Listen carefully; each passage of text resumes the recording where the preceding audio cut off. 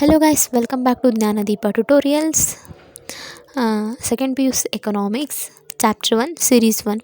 First chapter name ಏನಂತಂದ್ರೆ PTK ಅಂತಂದ್ರೆ economics ಅಂದ್ರೆ ಅರ್ಥಶಾಸ್ತ್ರ ಅಂದ್ರೆ ಏನು ಅನ್ನೋದೆಲ್ಲ ಇಂಟ್ರೊಡಕ್ಷನ್ ಐತಿ ಈ ಒಂದು ಚಾಪ್ಟರ್ ಒಳಗೆ. ಇದ್ರೊಳಗೆ ಏನೇನು ಇಂಪಾರ್ಟೆಂಟ್ ಅಂದ್ರೆ meaning of the economics, next ಕೇಂದ್ರೀಯ ಆರ್ಥಿಕತೆಯ ಸಮಸ್ಯೆಗಳು. ಇದು 2 ಮಾರ್ಕ್ಸ್ ಆರ್ 4 ಮಾರ್ಕ್ಸಿಗೆ ಬರ್ಬೋದು. 2 ಮಾರ್ಕ್ಸಿಗೆ ಬಂದ್ರೆ ಅವು ಸಮಸ್ಯೆಗಳು ಯಾವ ಅನ್ನೋದು ಅದನ್ನಷ್ಟೇ ಬರೀಬೇಕು. 4 ಮಾರ್ಕ್ಸಿಗೆ ಬಂದ್ರೆ ಅವನ್ನ ಎಕ್ಸ್ಪ್ಲೇನ್ ಮಾಡಬೇಕು. ನೆಕ್ಸ್ಟ್ ಇಂಪಾರ್ಟೆಂಟ್ ಕ್ವಶನ್ ಅಂದ್ರೆ ಒಂದು ಆರ್ಥಿಕತೆಯಲ್ಲಿ ಕೃಷಿ ಕುಟುಂಬ, ನೇಕಾರ, ಶಿಕ್ಷಕ ಇವರು ಹೇಗೆ ತಮ್ಮ ಅಗತ್ಯಗಳನ್ನು ಪೂರೈಸಿಕೊಳ್ಳುತ್ತಾರೆ. ಇದು 6 ಮಾರ್ಕ್ಸ್ 4 ಮಾರ್ಕ್ಸಿಗೆ ಬರುತ್ತೆ. ಅದನ್ನು ಬಿಟ್ಟರೆ ಸಾಧ್ಯದ ಗಡಿ ರೇಖೆ ಅಂತ ಒಂದು ಕ್ವಶನ್ ಇದೆ, ಅದು 4 ಮಾರ್ಕ್ಸ್ 6 ಮಾರ್ಕ್ಸ್.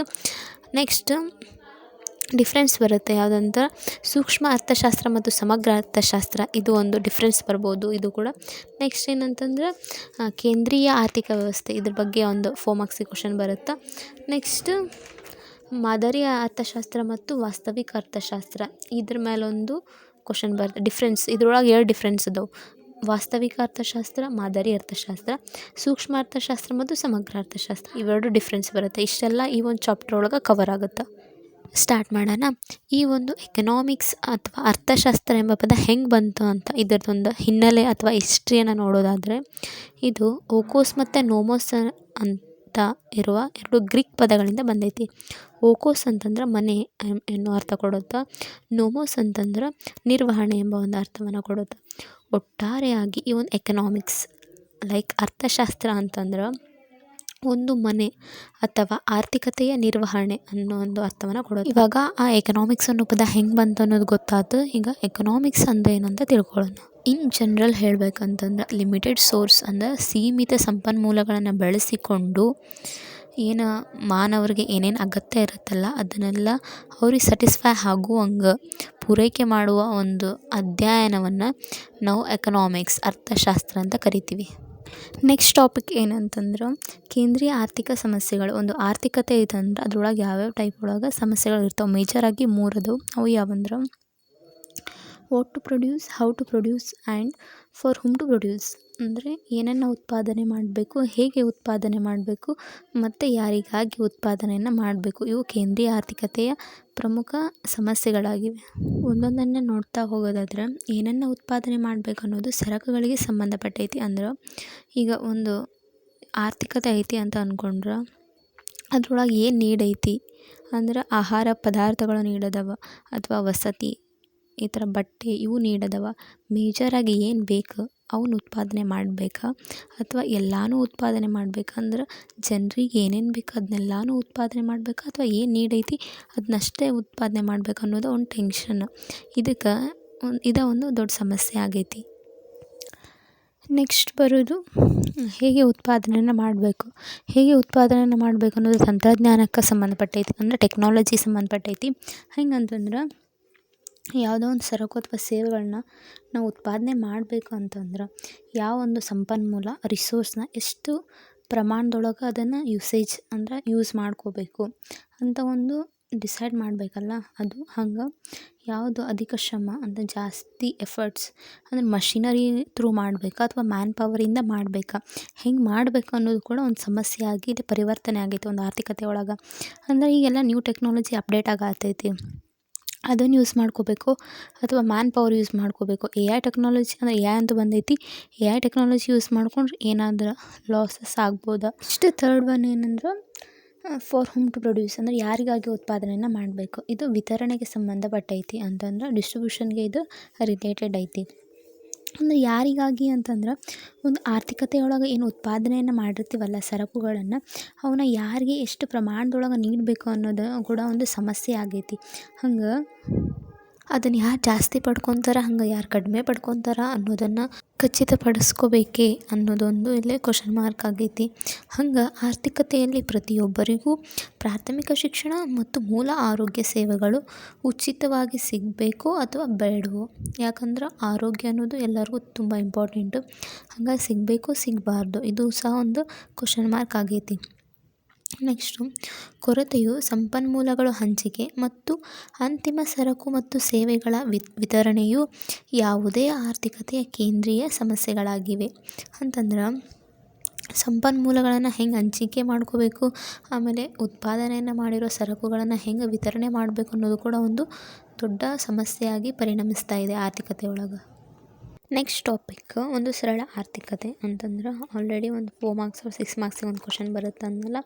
ಒಂದು ಆರ್ಥಿಕತೆಯಲ್ಲಿ ಕೃಷಿ, ಕುಟುಂಬ, ನೇಕಾರ ಮತ್ತು ಶಿಕ್ಷಕ ಇವರು ಹೇಗೆ ತಮ್ಮ ಅಗತ್ಯಗಳನ್ನು ಪೂರೈಸಿಕೊಳ್ಳುತ್ತಾರೆ. ಈ ಒಂದು ಕ್ವಶನ್ಗೆ ಆನ್ಸರ್ ಏನಂದ್ರೆ, ಕೃಷಿ ಕುಟುಂಬದವರು ಹೆಂಗೆ ತಮ್ಮ ಅಗತ್ಯಗಳನ್ನ ಪೂರೈಸ್ಕೊಳ್ತಾರೆ ಅಂತಂದ್ರೆ, ತಾವೇನು ತಮ್ಮ ಭೂಮಿಯೊಳಗೆ ಬೆಳೆದಿರುವಂಥ ಬೆಳೆಗಳನ್ನು ಅದರೊಳಗೆ ಒಂದು ಭಾಗವನ್ನು ಮಾರಿಕೊಂಡು ಅವ್ರಿಗೇನು ಅಗತ್ಯ ಐತಿ ಅವುಗಳನ್ನು ಅವರು ತೊಗೊತಾರೆ. ಅಂತಂದ್ರೆ ಈಗ ಫಾರ್ ಎಕ್ಸಾಂಪಲ್ ಅವ್ರು ತಮ್ಮ ಹೊಲದೊಳಗೆ ಏನೋ ಕಡಲೆ ಅವ್ರ ಜೋಳ ಈ ಥರ ಬೆಳೆದಾರ ಅಂತಂದ್ರೆ, ಅವರು ಅವೆಲ್ಲ ಬೆಳೆ ಆದಮೇಲೆ ಅವ್ರು ಮಾರಿ ಅವ್ರಿಗೇನು ಬೇಕು ಅಂತಂದ್ರೆ, ಇಫ್ ಇನ್ ಕೇಸ್ ಅವ್ರ ಮನೆಗೆ ಏನಾದರೂ ಸಾಮಾನು ಬೇಕಾದರೆ ಅವ್ರ ಜೀವನಕ್ಕೆ ಏನಾದರೂ ಬಂಗಾರ ಆರ್ ಎನಿಥಿಂಗ್ ಅವ್ರಿಗೆ ಏನು ಬೇಕು ಅದನ್ನು ಅವರು ಒಂದು ಕೃಷಿಯೊಳಗೆ ಏನು ಬೆಳೆದಿರ್ತಾರಲ್ಲ ಆ ಬೆಳೆಗಳನ್ನು ಮಾರಿ ಅದರಿಂದ ಬಂದಂಥ ದುಡ್ಡಿನಿಂದ ಅವ್ರು ಏನು ಮಾಡ್ತಾರೆ, ತಮಗೇನು ಬೇಕು ಅದನ್ನು ತೊಗೋತಾರೆ.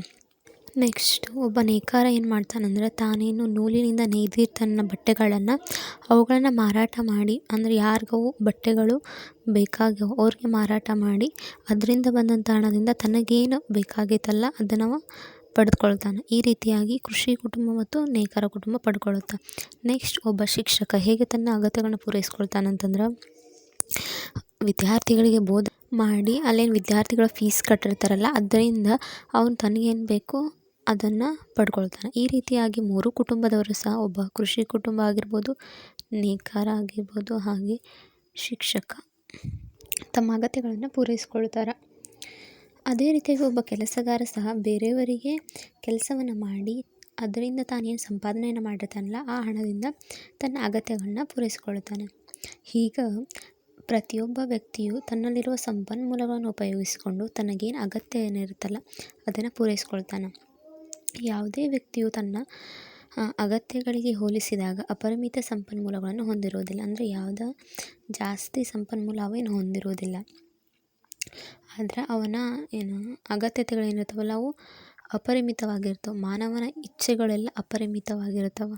ಇದು 6 ಮಾರ್ಕ್ಸ್ ಆರ್ 4 ಮಾರ್ಕ್ಸಿಗೆ ಬಂದಾಗ ನೀವು ನೀಟಾಗಿ ಎಲ್ಲನೂ ಲೆಂದಿಯಾಗಿ ಬರಿಬೇಕು. ಅಂತಂದ್ರೆ ಜಸ್ಟ್ ಕೃಷಿಯವರು ತಮ್ಮ ಬೆಳೆಗಳನ್ನ ಮಾರಿ ತಮ್ಮ ಅಗತ್ಯಗಳನ್ನು ಪೂರೈಸ್ಕೊಳ್ತಾರೆ. ಅವ್ರ ನೇಕಾರ ನೂಲಿನಿಂದ ಮಾಡಿ ತನ್ನ ಬಟ್ಟೆಗಳನ್ನು ಮಾರಾಟ ಮಾಡಿ ಅಗತ್ಯಗಳನ್ನ ಪೂರೈಸ್ಕೊಳ್ತಾನೆ. ಈ ಥರ ಅಲ್ಲ, ಅದನ್ನು ನೀಟಾಗಿ ಬರ್ಕೊತ ಬರಬೇಕು. ನೆಕ್ಸ್ಟ್ ಟಾಪಿಕ್ ಆರ್ಥಿಕತೆ ಒಳಗೆ 3 ರೀತಿಯಾದಂಥ ಆರ್ಥಿಕತೆಗಳಿವೆ. ಅವು ಯಾವಂದ್ರೆ ಕೇಂದ್ರೀಯ ಯೋಜಿತ ಅರ್ಥವ್ಯವಸ್ಥೆ, ಅದಕ್ಕೆ ನಾವೇನಂತೀವಿ ಸಮಾಜವಾದಿ ಅರ್ಥವ್ಯವಸ್ಥೆ ಅಂತೀವಿ. ನೆಕ್ಸ್ಟು ಮಾರುಕಟ್ಟೆ ಆಧಾರಿತ ಅರ್ಥವ್ಯವಸ್ಥೆ, ನೆಕ್ಸ್ಟು ಮಿಶ್ರ ಅರ್ಥವ್ಯವಸ್ಥೆ. ಫಸ್ಟು ಕೇಂದ್ರೀಯ ಯೋಜಿತ ಅರ್ಥವ್ಯವಸ್ಥೆ ಅಂದರೆ ಏನಂತ ನೋಡೋಣ.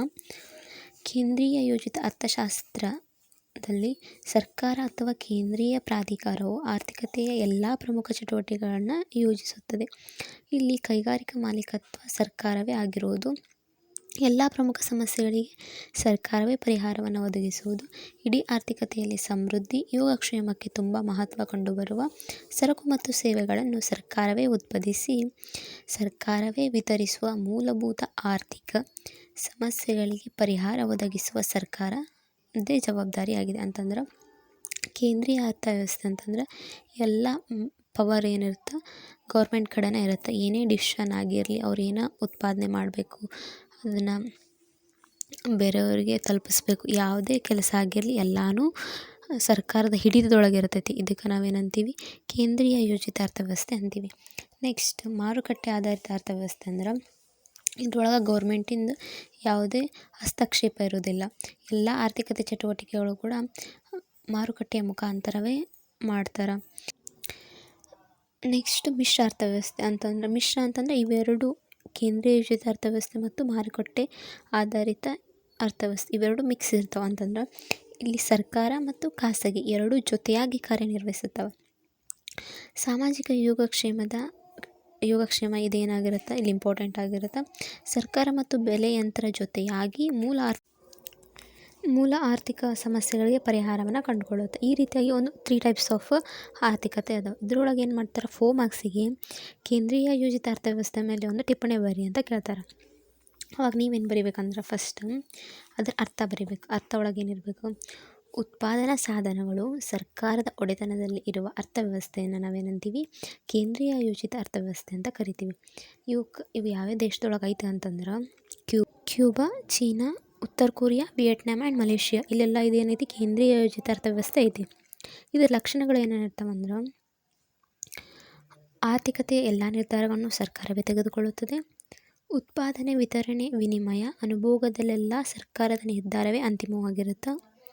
ಸರಕು ಮತ್ತು ಸೇವೆಗಳ ಸಮಾನ ವಿತರಣೆ ಆದ್ಯತೆ ಇರುತ್ತೆ. ಉಪಯುಕ್ತ ಸರಕು ಮತ್ತು ಸೇವೆಗಳ ಉತ್ಪಾದನೆ ಕೂಡ ವಿತರಣೆಯ ಸರ್ಕಾರವನ್ನು ಪ್ರಯತ್ನ ಮಾಡುತ್ತೆ. ಈ ಟೈಪ್ಗಳು ನೀವು ಬರಿಬೇಕಾಗತ್ತೆ.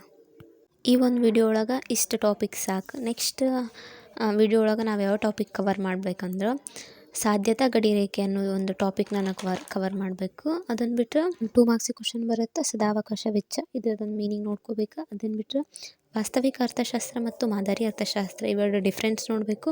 ಹಂಗೆ ಸೂಕ್ಷ್ಮ ಅರ್ಥಶಾಸ್ತ್ರ ಮತ್ತು ಸಮಗ್ರ ಅರ್ಥಶಾಸ್ತ್ರ, ಇದರ ಡಿಫ್ರೆನ್ಸ್ನ ನಾವು ನೋಡ್ಕೋಬೇಕು. ಇವನ್ನೆಲ್ಲ ನೆಕ್ಸ್ಟ್ ವಿಡಿಯೋ ಒಳಗೆ ನೋಡೋಣ.